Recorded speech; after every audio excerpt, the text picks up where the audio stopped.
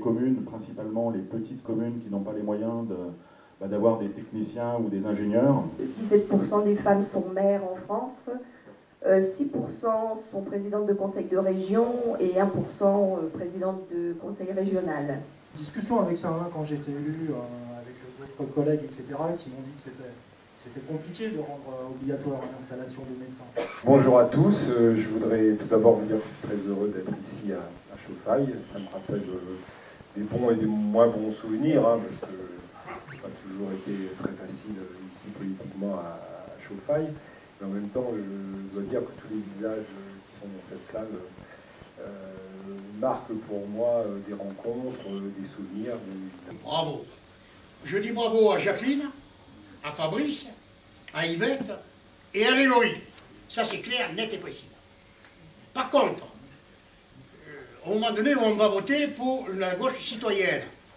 C'est pas pour autant que je suis à 100% d'accord avec l'orientation de Hollande, Valls. On est trois. Fanny, mon père et moi. Désolée. Voilà.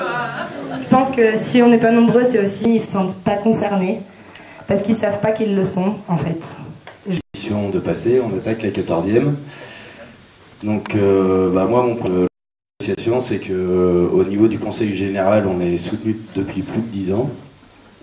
Donc sous l'aide de subventions. Un petit mot simplement sur la parité. Moi je suis toujours très sceptique. On a un mauvais exemple quand même de l'incompétence ici que peut exercer les femmes. Donc je crois qu'il ne faut pas être intégriste dans ce domaine-là, on va dire. Bon. Sur les médecins, moi je pense que effectivement le désert médical ça va être terrible.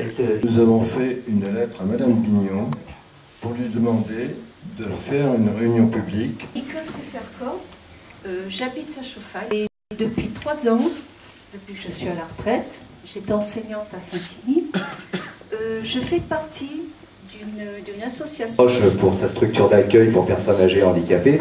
Voilà, j'ai des idées encore là-dessus, parce que Mme Bignon, je l'avais rencontrée au mois de septembre, à l'occasion d'une réunion, et je lui ai demandé qu'elle réunisse les nouveaux maires. J'ai parlé du centre de secours tout à l'heure, du SDIS, et de l'idée de créer une classe chez mon fils qui a 11 ans a commencé comme sapeur-pompier, et maintenant il est toujours pompier. C'est une construction aussi de tous les jours.